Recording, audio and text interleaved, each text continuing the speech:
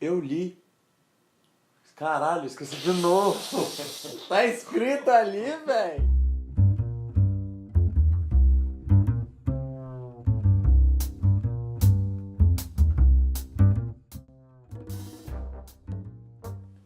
Eu sou o Lucas, o herege, e a heresia de hoje será sobre desarmamento. E pra isso eu chamei o Dudu. Eu sou o Dudu, né, no caso. Só isso mesmo. É, isso aí. Tem um canal também, tá? Deve estar aqui embaixo em algum lugar, né? Depende completamente. É muito famoso, tem 32 inscritos. Vai lá. E a ideia de gravar esse vídeo, na verdade, que o canal era pra ser sobre livros, só que como já tem 8 meses que eu não posto nada, é sobre qualquer coisa que eu quiser, afinal o canal é meu. Mas... Vou te interromper, não vou tirar isso não. Inclusive acho que faz sentido ele fazer isso porque é uma heresia com o próprio canal, entendeu? Do herege, então vocês não têm o que reclamar. A ideia de fazer esse vídeo sobre desarmamento surgiu basicamente quando eu vi várias discussões de internet, uma falando uma coisa, outra falando sobre outra coisa. Discussão de internet em geral é a mesma coisa. Pessoal, são dois extremos tentando chegar a lugar nenhum, né? Geralmente. E eles conseguem. Fica naquela mesma coisa, entendeu? Nunca vai dar em nada. E no ponto do armamento e do desarmamento, eu vi 2 pontos que eles são muito comuns. Um ponto falando que quanto mais armas, menos homicídios. E o outro ponto falando que quanto mais armas, mais homicídios. Assim, é complicado você ingressar nessa área assim, porque, tipo, sempre vai ter gente querendo defender a cartilha dele ou dela sem se ater, de fato, a informação neutra e crua que os dados mostram. Então, acho que a ideia de gravar esse vídeo e tal é importante até pra mostrar que não é esse preto no branco que o pessoal acha, que, tipo, é com mais arma ou é com menos arma. Então, é mais essa... A gente não vai tentar aqui também ficar formando cabeça de ninguém pra isso, não. É só apresentar dado e estatística nua e crua, assim, sem chegar... Acho que a gente não vai chegar a uma conclusão aqui, assim, definitiva. Não, a gente vai ter a conclusão do estudo. Isso.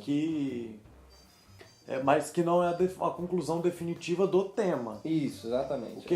Vai ficar bem separado o que é informação e o que é opinião. Exatamente. Porque a opinião a gente vai dar no final do vídeo e a informação a gente vai trazer durante. Agora. Uma dessas discussões que eu estava vendo, que eu até te mostrei, é sobre um comentário falando que um estudo feito em Harvard provou que quanto mais armas, menos mortes.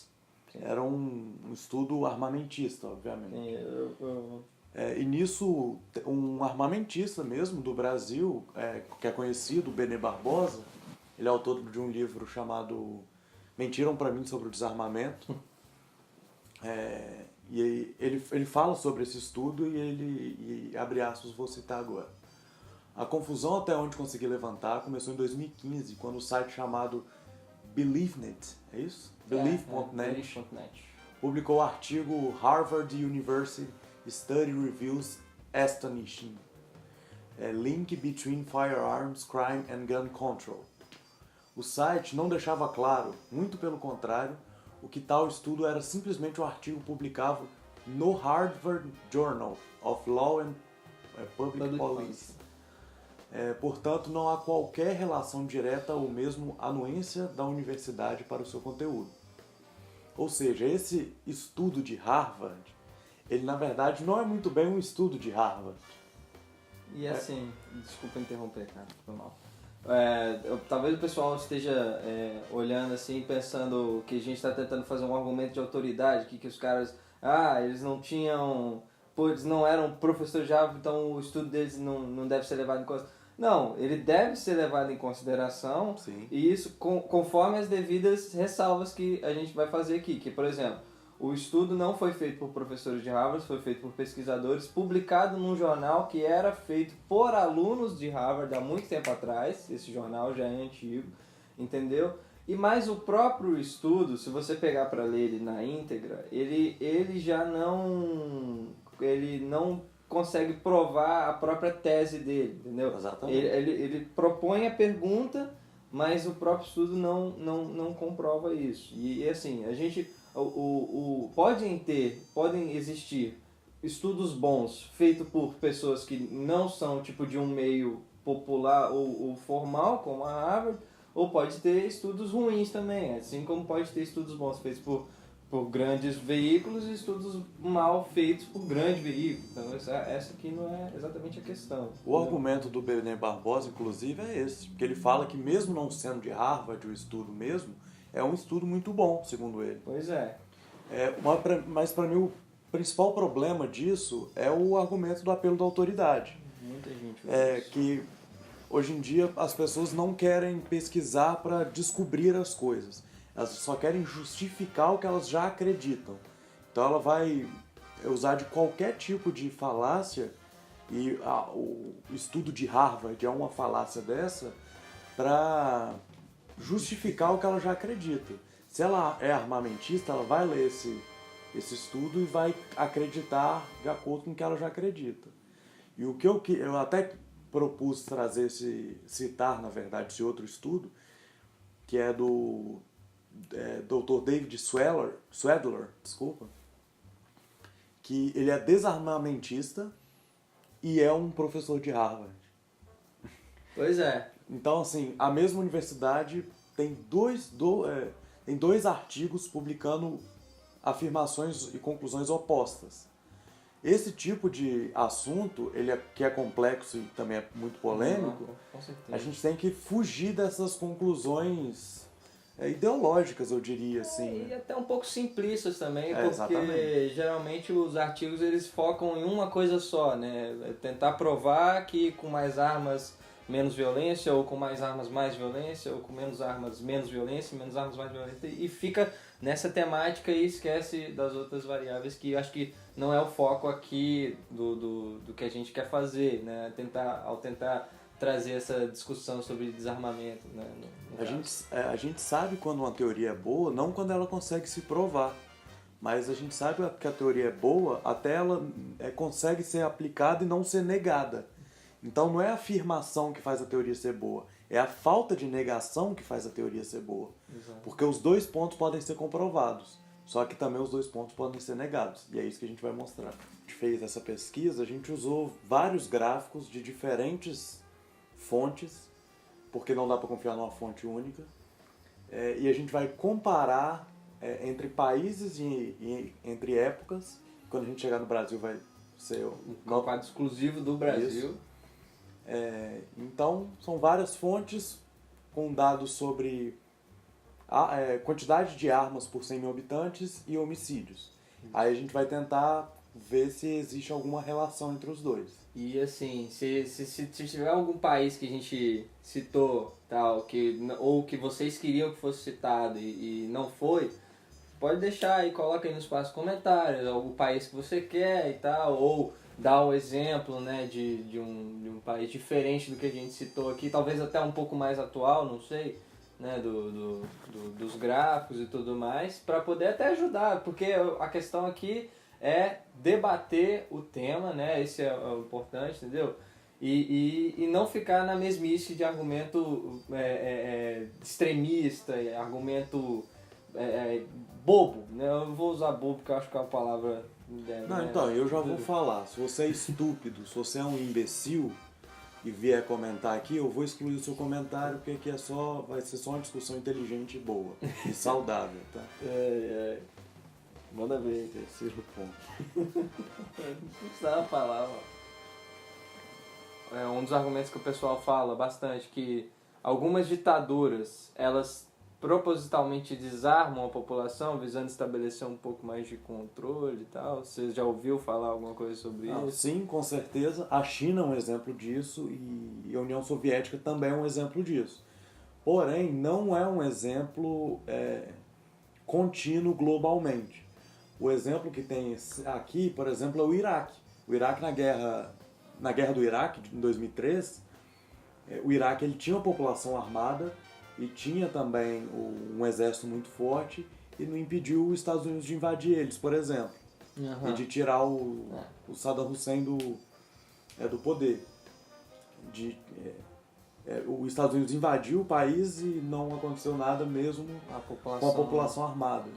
Então, assim, e era um governo totalitário, por exemplo. Isso aconteceu no Iraque e na China, por exemplo, eles tomaram outro lado, na União Soviética eles tomaram também outro lado. Então não é um argumento que ele é contínuo. E além disso, a população armada se defender de um golpe, eu acho que é muito inocente esse argumento, né? Frente ao Estado também, né, que detém o monopólio do armamento e tal, é um pouco... É inocente realmente você achar que um motim, um levante vai, né, armado vai tirar o poder, assim como tem outros levantes também que são não armados e destroem o governo, entendeu? Então, o exemplo do Iraque ele é muito bom porque a comunidade internacional que quis o desarmamento do Iraque. Então, não foi o governo totalitário que desarmou o povo, foi o governo mundial, né, da ONU, por exemplo. O primeiro gráfico que a gente queria mostrar aqui é o gráfico dos quatro continentes e o gráfico de homicídio a cada 100 mil habitantes. A África está de fora disso, porque a África, como continente, é difícil você ter a totalidade de mortes, tem muita guerra civil e governos não cooperativos e tal. Mas também vai ter gráfico da África depois. Esse gráfico é de 55 a 2012, como vocês estão vendo aí. E é, assim, incrível a quantidade que a América, as três juntas, é muito maior o índice de homicídio do que, por exemplo, na Oceania, na Ásia e na Europa, né? O resto do mundo quase, é discrepante, né? Mesmo, assim. Isso vale muito, principalmente pelos regimes da América do Sul e da América Central, né, durante esse tempo.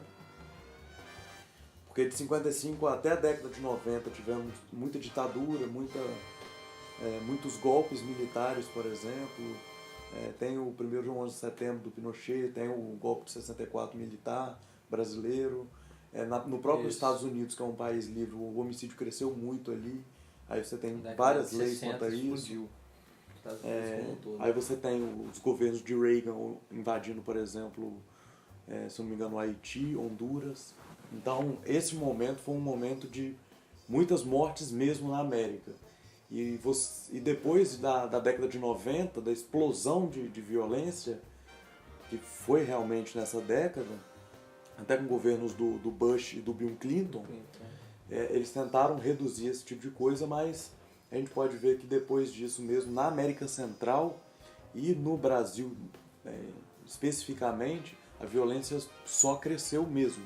Por causa sim, só sem querer dar nenhuma citação direta, mas isso também passa pela questão do tráfico internacional de drogas, porque aqui na América você tem, né, a Colômbia, que tem muito tráfico, você tem o México também, que tem um problema sério de cartéis, então isso tudo, né, gera mais estatística para homicídio, violência, guerra de gangue, tráfico, tal, esse tipo de coisa. Acho que aqui na América especificamente, toda a América é uma estatística muito intensa e tal, que gera muitos homicídios e tal. Isso justifica um pouco, não necessariamente. A gente não vai abordar propositalmente esses tipos de estatística, a gente só passou por cima mesmo para a gente entender que existe um contexto, porque o propósito do vídeo, dessa pesquisa, desse estudo que a gente fez, é mostrar o que exclusivamente as armas fazem de diferença em questão de homicídios. Então a gente sabe que todo lugar geográfico tem um contexto, a gente só quis passar por cima disso aqui, porque não é o objetivo desse estudo agora. Com certeza. Mas a gente pode fazer depois. Até porque isso demanda muito mais tempo e assim, é muita coisa envolvida e tal, coisa que demoraria, acho que, mais de meses aí estudando. A gente pode fazer também um vídeo de 4 horas, mas eu não tenho internet Um vídeo de 4 horas. Uma dúvida que eu sempre tive é como relacionar nesses continentes o número de homicídios com ou as mortes por arma de fogo, por exemplo. Ou então E se isso é realmente, esse número é realmente significativo. o meio do homicídio, vamos dizer isso. assim. Então, o gráfico que a gente vai mostrar aqui agora faz exatamente essa relação. Que é o quê? Que a gente tem de azul aí, né, na África, por exemplo. Né? Eu vou mostrar todos já aí na tela, já tá para vocês, tem todos. Vamos começar no da África, por exemplo, que está em azul aí, ó, 42%. Isso aí é contabilizado em outros, né? Outros meios de homicídio, né? Então, é muita coisa aí, tipo, usar, sei lá, carro, qualquer outra coisa para matar, também, droga, remédio, veneno, porrada, acidente não sei, de carro. acidente de carro, né? Um acidente, uma missão, uma intencional, né, de carro que acontece também. Em 30% aí, que é o vermelho mais claro, a gente vê a morte por objetos cortantes, né, ou afiados, esse tipo de coisa. Aí, qualquer outro tipo de arma branca que você possa usar para matar uma pessoa está contabilizado aí. E aí, em 28%, você vê as armas, né, ali, com 28%, arma de fogo, irrelevante qual tipo de arma é. Mas, novamente, com a ressalva, especificamente no caso da África, é muito difícil você contabilizar todos os dados do continente inteiro, porque tem falta de informação, falta de cooperação até dos governos, ou então maquiamento de índice, né? Mas uma coisa que é interessante da África, a África ela segue o padrão mundial mesmo. Que normalmente o maior número em homicídios são outros fatores, e depois vem as armas brancas e só depois as armas de fogo.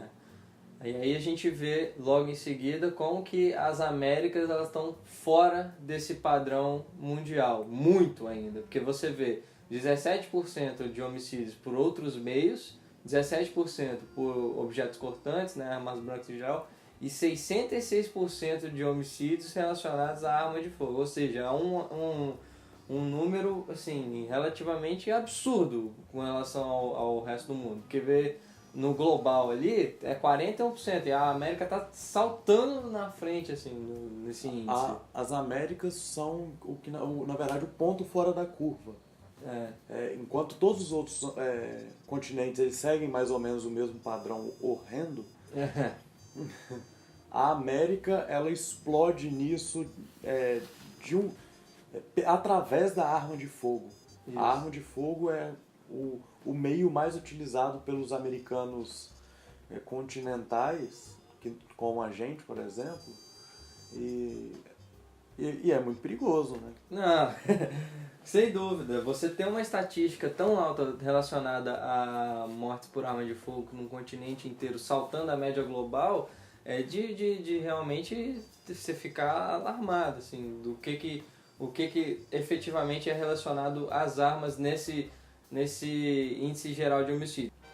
Nesse outro gráfico por região, eu queria simplesmente mencionar aqui novamente a África e a América, que são os líderes, porque os outros eles ficam muito perto um do outro nesse sentido, né?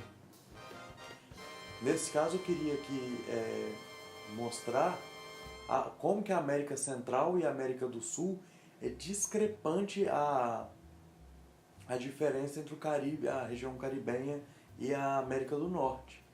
O índice de mortes nesses lugares são assim inexplicavelmente maiores. Da mesma forma acontece na África. A região sul da África e a região central da África, elas também são muito mais violentas do que todo o resto da África ali. E muito por causa de questão de guerra ali, principalmente no Sudão do Sul, que a gente vai comentar. Eu tenho o Suriname também, que vive esse tipo de situação. Esse gráfico é só para mostrar que não é os homicídios eles realmente são concentrados. Essas grandes taxas. Você tem esse gráfico, ele só mostra como que a morte por arma de fogo é realmente concentrada. Você tem aqui o Oriente Médio, por exemplo, com metade das mortes por arma de fogo. Você tem a América do Sul, e a América em geral, ela segue esse padrão, né? Só que na África, que existe muito homicídio, tem menos homicídio por armas de fogo. Agora a gente vai mostrar a relação desses homicídios da porcentagem desses homicídios por arma de fogo com as armas de fogo a cada 100 mil habitantes. Exato. Aí a gente começa já vendo aí esse mapa aí na tela, que foi aí, que é esse mapa azulzinho, em que quanto mais escuro o azul, mais pessoas têm armas, e quanto menos escuro a gente vê que são menos armas por pessoa. E a gente já vê, salta aos olhos na hora que você abre o mapa, que os Estados Unidos ali, ó, ele já é assim, disparado o que mais tem armas a cada 100 mil pessoas, né? 75. Devia estar de preto, só que eles preferiram um azul escuro. Um azul escuro é para dar uma amenizada. Mas os índices que a gente vai tratar aqui... Foi aqui, não foi... não foi no celular, não. Os índices que a gente vai tratar aqui, basicamente, tá ali nos países do sul da África, né? Do leste asiático. O Oriente Médio. O Oriente Médio e até o norte europeu também, depois traçando um pouco pro Brasil e para as Américas e tal. O primeiro ponto que a gente vai pegar aqui então é a questão da da África do Sul. Não da África do Sul, do sul da África. Isso, exatamente. É porque a África do Sul tá no sul da África. Tá no sul da África, tá lá, vai lá. O sul da África, ele é bem heterogêneo.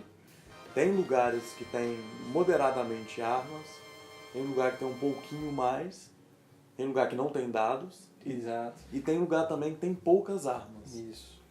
Então, e mesmo sendo heterogêneo assim, tendo lugar com bastante armas por 100 mil habitantes e tendo lugar com poucas armas a cada 100 mil habitantes, o índice de mortes é pequeno nessa região. Por armas, realmente é menor.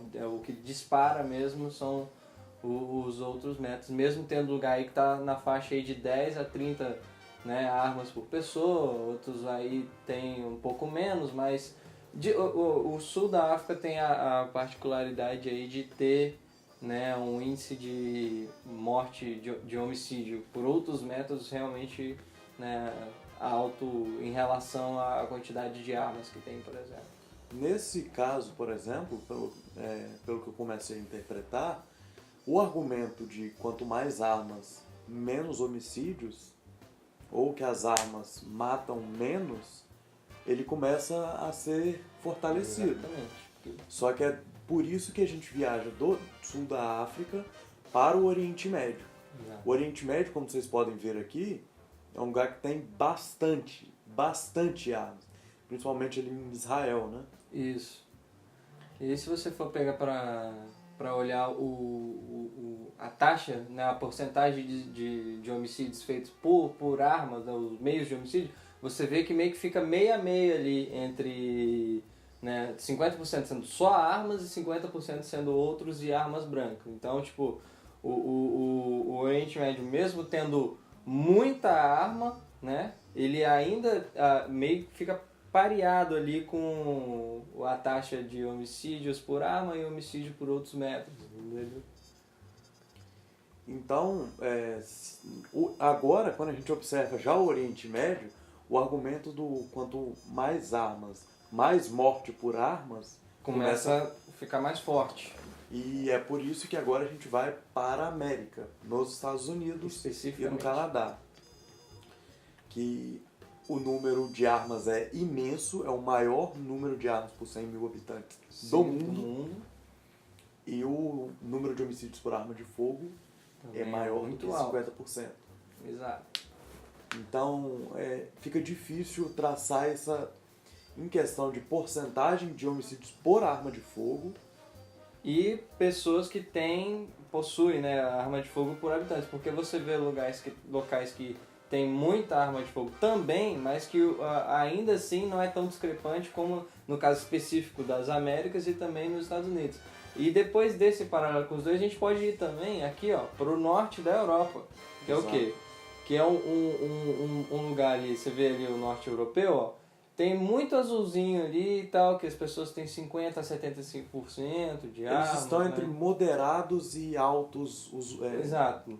números por 100 mil habitantes. Mas né? assim, já sobe, já passa da média, assim, tipo, do que a gente pode ver nos países como o Brasil e tal, mas voltando de novo ao norte europeu, você vê lá muitas pessoas tendo muitas armas e o índice de mortes lá, o índice de homicídios lá é majoritariamente por outros meios, entendeu? É baixíssimo. O índice de morte por arma de fogo lá é baixíssimo. Então, aí de novo, como é que você traça um paralelo entre mais armas, mais mortes por armas, né? Ou mais armas, menos mortes por armas? Como que você traça esse paralelo? Porque a gente vê que os gráficos, isso vocês estão acompanhando aqui com a gente, mostram conclusões que não se, assim, não tem como você conciliar, por exemplo. Não se explicam por si, porque Exato. a gente viu que existe lugar com armas moderadas e esse índice ele é pequeno, que é o sul da África.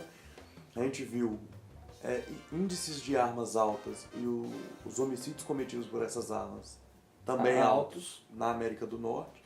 A gente viu muitas armas e com pouco nível de homicídio, como por armas, que é no norte da Europa. A gente viu moderadamente armas no Oriente Médio com 50% dessas causas, ou seja, a maior parte do número de mortes por armas de fogo no Oriente Médio. E aqui a gente vê outro padrão na América do Sul, porque na América do Sul tem de pouco para moderado número de armas. Exato. E o número de morte é altíssimo. É a arma de fogo disparada, assim, perdão do trocadilho aí, mas Nossa. mas é índice por arma de fogo que tá, rapaz, tá muito alto, tá absurdo. Não faz sentido com uma legislação que, em tese, né, se mostra moderada aí no Brasil e no México, né, e você, né, que tem pessoas meio por arma e tal, e você vê tanto homicídio assim com arma de fogo como meio para atingir esse fim aí do homicídio. Agora a gente vai começar a fazer as comparações dos gráficos. Qual lugar tem a lei permissiva, qual lugar tem muitas armas, qual lugar tem pouco homicídio, e a gente já mostrou o gráfico de qual a porcentagem desses homicídios por armas de fogo. Exato. E o primeiro exemplo que eu queria pedir para você começar a falar, Dudu, é o do Japão. Pois é, esse mapa que está na tela aí agora é um mapa que ele mostra nas cores em tom de azul também, como que é a legislação sobre armas nos países, né? Aí você vê os de azul escuro, que são as legislações rígidas, os de azul meio anil e meio, sei lá, azul um pouco mais claro, o que tem as leis moderadas, né? E de azul branquinho você vê os que tem as leis mais flexíveis, vamos dizer assim. E aí você vê, já de cara, nos Estados Unidos de novo, né, com um país mais flexível, você vê alguns países da África, você vê ali também no Oriente Médio, né, alguns países e tal.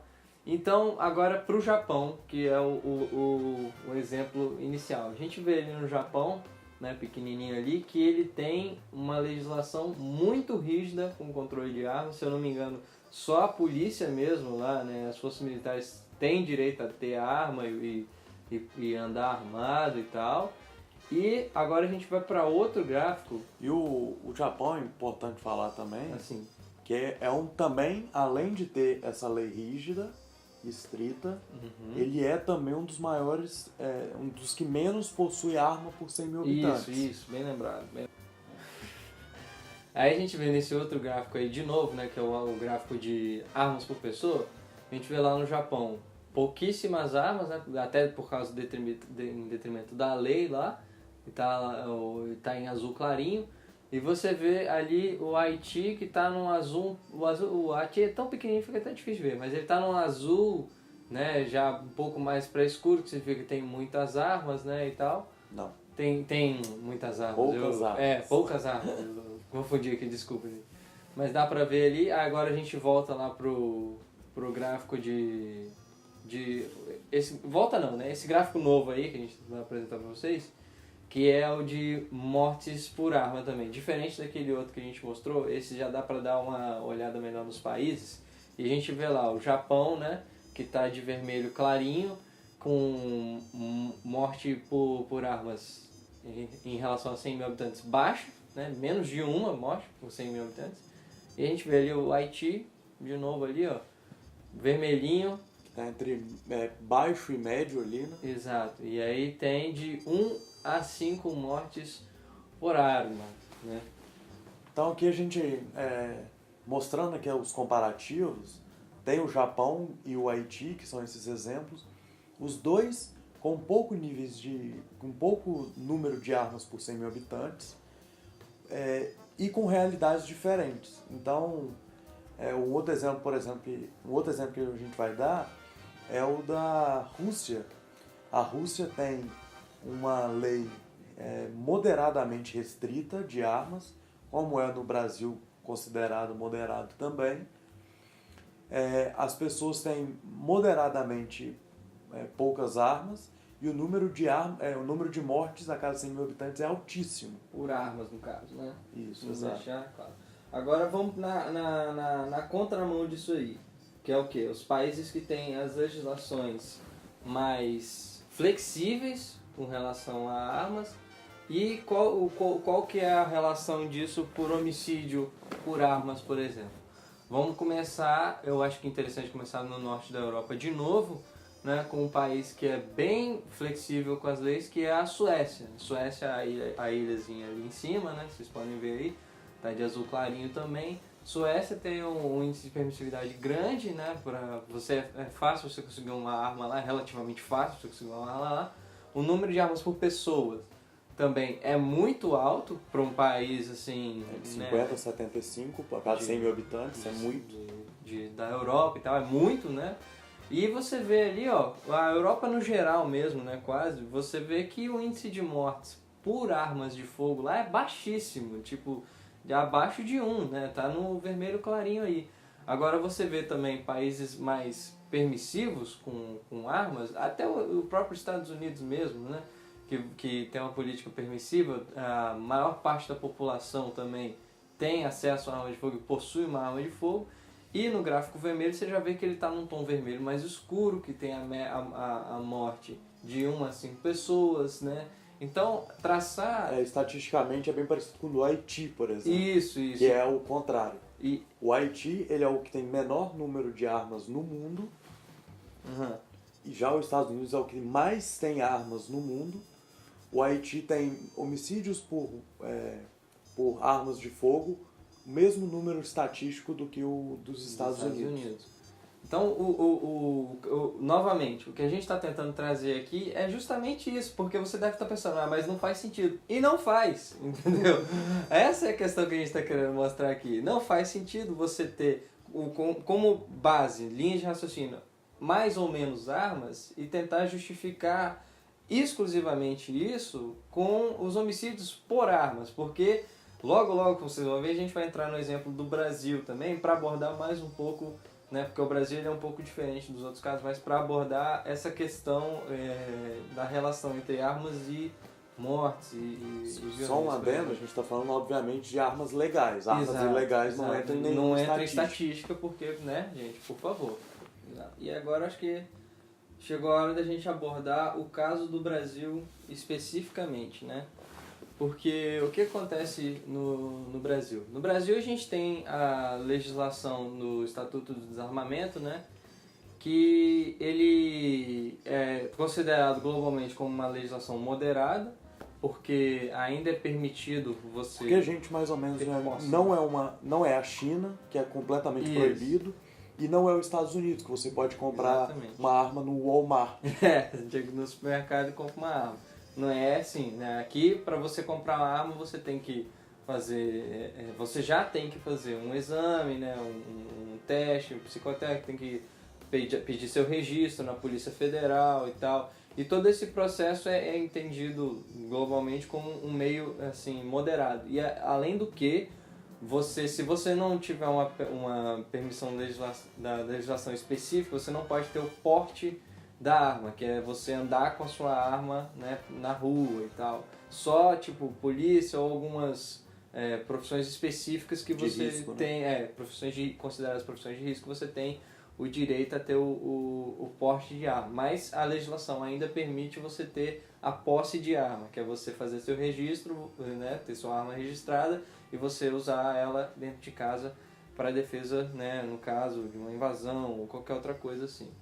Uma coisa que eu sempre, na verdade, ouvi de um lado falando e de outro falando, eu nunca tinha me aprofundado antes do estudo, é como foi o desarmamento em 2003, que foi executado pelo Lula, e como foi o referendo, foi um plebiscito. Porque a impressão que eu tive é que o referendo falava sobre proibir o comércio de armas.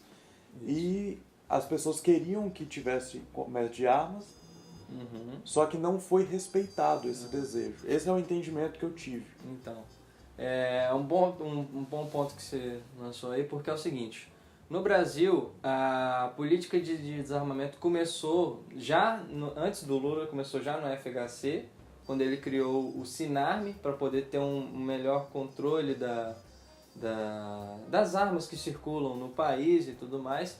E no FHC que começou uma política desarmamentista, porque, né, os índices de violência estavam muito altos e tal, o governo achou que seria uma boa solução para esse problema fazer um controle de armas melhor. Aí começou daí, né, os empecilhos na legislação, até que foi criado o Estatuto do Desarmamento, já no governo Lula, né? E aí no Estatuto do Desarmamento você já era vedado o porte de armas nas ruas, né? E também, né, o governo foi cada vez mais endurecendo a questão da possibilidade de dar armas à população, né? Tentando dar uma pressão aí para o povo não ter, várias campanhas e tal. Aí veio o referendo. O que foi esse referendo? O referendo ele estava propondo um novo artigo, o voto sobre um artigo específico no Estatuto do Desarmamento, o artigo 35, que falava que ia vedar, né, o comércio, né, o comércio de armas e tal no Brasil, né, o livre comércio das armas. E esse artigo foi levado a um referendo para a população votar se ela queria a inclusão ou não desse artigo. O referendo foi feito, o voto da maioria foi que não queriam que esse artigo entrasse no Estatuto do Desarmamento e, portanto, o artigo não entrou, então a legislação se manteve permissiva a você ter o direito de comprar uma arma no país. Então, se você quiser comprar uma arma, você pode, a legislação permite. O referendo está sendo obedecido. Atualmente, até onde aconteceu, sim. Mas o que aconteceu por alguns relatos, isso são experiências pessoais, então não tem estatística, não tem dado verídico sobre isso, assim, que possa ser atestado, tá aqui, foi isso mesmo.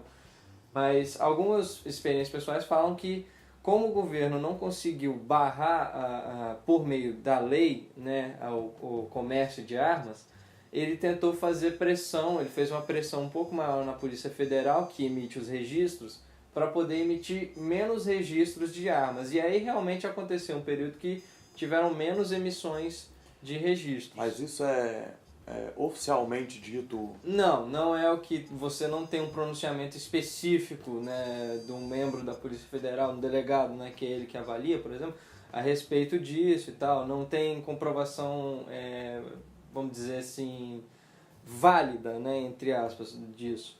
Mas mesmo com isso tudo, né, mesmo com essa dificuldade, sim, tem alguns dados que eu vou botar aí na tela aí que mostram que o número de registros de armas no Brasil aumentou muito nos períodos de 2007 a 2014, por exemplo, até, se eu não me engano, 2015 mais ou menos, né, foi cerca de 120 mil registros de armas emitidos no país, né? Então, assim, a população está tendo acesso relativo às armas, normalmente a lei é considerada moderada, Mas a gente vê ainda, né, essa questão da violência aumentando e tal, que são causas que são... Então a gente não vê exatamente a relação direta, né, entre, no caso do Brasil, você ter menos armas, menos violência, ou mais armas e menos violência, porque a violência continua do mesmo jeito, mesmo a pessoa poder Sabe o que a comprar gente uma podia arma ou não. fazer? Olhar gráficos. Vamos ver uns gráficos aí então. Bom, como o Lucão falou, vamos olhar os gráficos aí. Esse primeiro gráfico aí é o seguinte. Esse gráfico mostra vítimas de homicídio por armas de fogo no Brasil no período, na série histórica de 1980 até 2014. A gente vê ali em 1980, começou com 6.104 homicídios, aí foi subindo até mais ou menos 2002, ó, que a gente vê ali a máxima, né, da época. Em 2002 foi feito o Estatuto do Desarmamento Eu acho que promulgado. esse tipo de coisa, inclusive, esses dados estatísticos, por exemplo, meio que justifica não o desarmamento em si, mas uma tentativa de combater de alguma forma a violência. Exato, por quê? Aí assim, se eu concordo ou não com isso, meio que não importa. Mas meio que é importante a gente entender o porquê que teve essa mentalidade. Porque a violência vinha de uma crescente imensa. Pode não justificar o desarmamento em si, mas a gente entende qual era o sentimento de querer mudar alguma coisa em relação à violência que só vinha escalando. Exato. E o desarmamento nos primeiros anos, e isso aconteceu também, por exemplo, na Austrália, infelizmente eu não tenho os dados da Austrália aqui, mas ele sempre faz uma barriga ou para baixo ou para cima. Exato.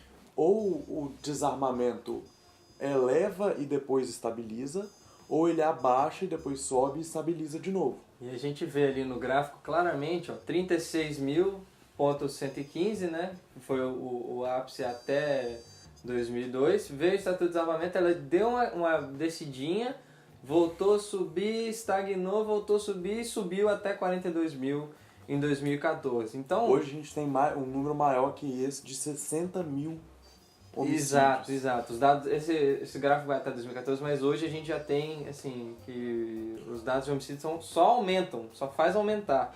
Né? E os links dos dados que a gente está falando vai estar todos aqui no no post. A gente vai botar tudo disponível para vocês olharem e tal.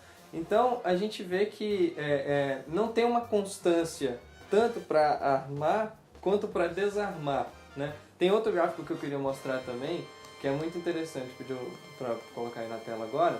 Esse outro gráfico aí são as taxas de homicídio por armas de fogo por 100 mil habitantes no Brasil.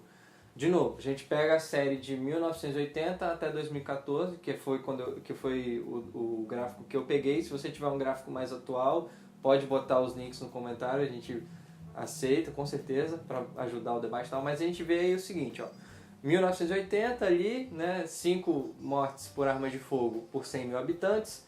E a crescente novamente, ó, de novo, crescente novamente, a gente vê a crescente aí, ó, vai, 2003, 2004, pum, vê aquilo, vê o auge, né, da máxima, e depois, ó, Estatuto do Desarmamento, baixou, fez uma barriguinha e depois voltou a subir e já tá passando. Já passou, na verdade. Já passou, exatamente, já passou o índice de homicídio por arma de fogo do Brasil. Então, o que a gente vê com isso? Assim, vê que você ter armas ou não ter armas não está fazendo diferença nesse sentido, no índice de mortes. E, mais especificamente no caso do Brasil, o desarmamento não se provou uma política eficaz para esse fim, né? Sim, não diminuiu as violências... o índice de morte por arma de fogo não diminuiu assim a ponto de cair vertiginosamente, né? Ele deu uma quedazinha significativa, mas depois voltou a crescer. Então, o que está acontecendo? O que a gente quer com isso aqui, né? De fato. Não, então, acho que a conclusão que a gente acaba chegando, inevitavelmente, depois de comparar tantos gráficos sobre número de armas, sobre homicídios, sobre todas essas coisas, é que exclusivamente a posse, o porte o número de armas, nada disso é um fator determinante. Vou repetir. ênfase nessa palavra, por favor. A venda, o número de armas, o porte de armas e a posse não é um fator determinante para a gente saber se mais armas, mais mortes, menos armas, menos mortes. Ou até o contrário, né? O argumento de liberar a arma para o cidadão, ele é um argumento falho quando se trata de segurança pública. Exclusivamente, tá, gente? A gente não está entrando nos outros méritos, não. No mérito ideológico, liberalista, isso são outras coisas. Até mesmo de propriedade. Sim, né? sim, são outros argumentos, outras justificativas. É uma a gente está falando outra aqui pesquisa. segurança pública, entendeu? Né? Enquanto se fala exclusivamente de, por exemplo, de homicídios e de violência, de crimes violentos mesmo, a arma para o cidadão, liberar o porte, liberar a posse, não é um fator que determina o número de violência, tanto para cima quanto para baixo. Então, tanto o primeiro estudo de Harvard, que é um estudo de Harvard, mais ou menos... Ainda assim, válido na sua proposta, Claro. mas não cumpre, né, aquilo que propõe, infelizmente. Tanto o primeiro estudo de Harvard que a gente citou, quanto o segundo, do Dr. Swedler, eles são falhos e basicamente ideológicos. Os exemplos, quando a gente vê mesmo as estatísticas nua e crua, são que esse fator não determina nada, na verdade. A gente tem dois opostos, por exemplo, que é o Haiti e o Japão. E o Japão. A gente tem os Estados Unidos e o Japão, que são completamente diferentes. O Haiti e os Estados Unidos, quando comparado, eles têm o mesmo número estatístico ali de morte por arma de fogo. E um é o maior, é o maior número de armas de fogo, o outro é o menor. E outro é o menor. Ou seja, os dois extremos não tem muita diferença.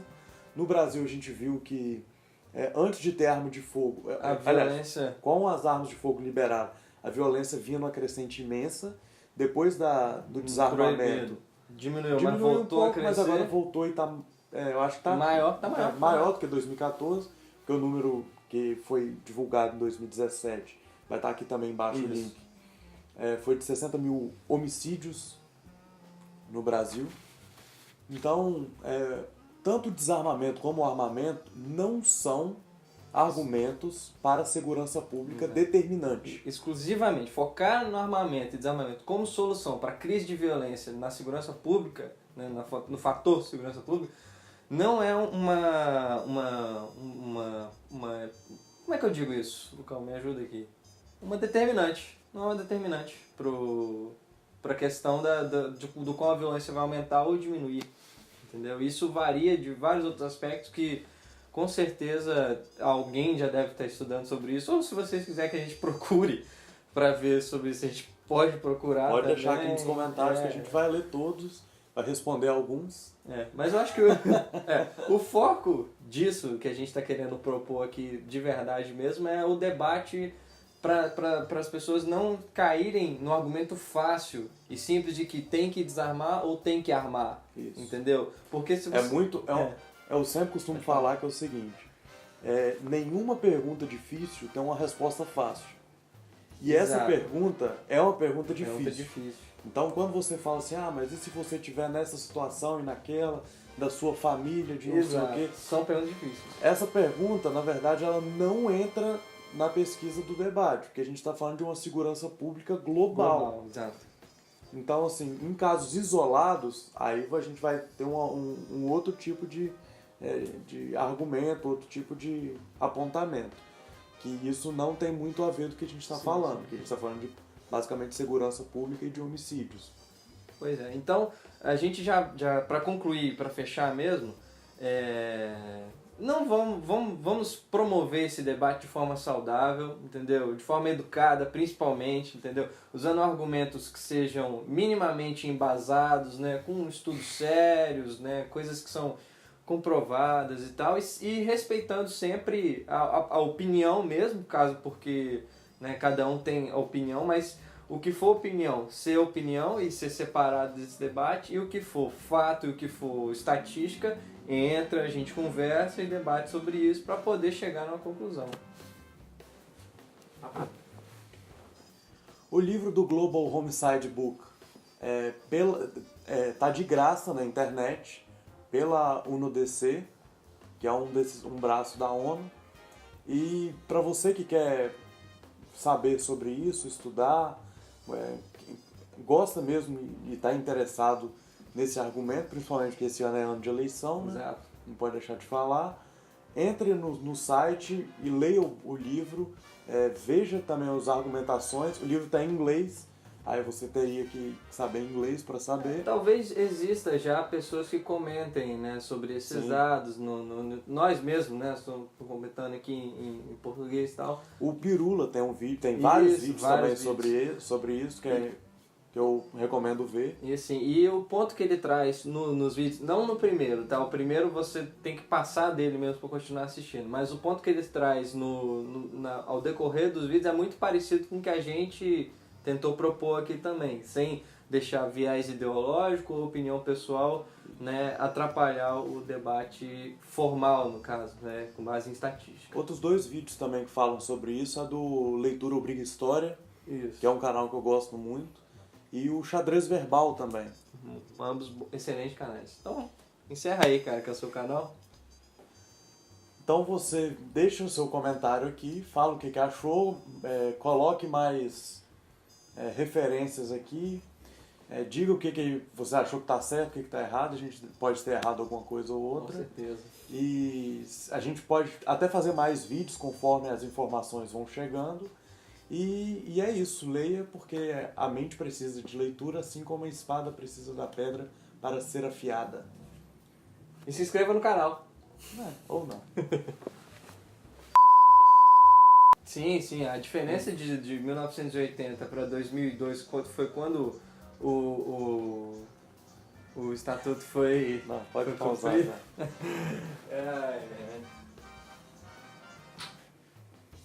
Tenta olhar pra mim também. Quando você Eu fala. sei, eu fico um pouco desconfortável. Você é muito sensual. Para,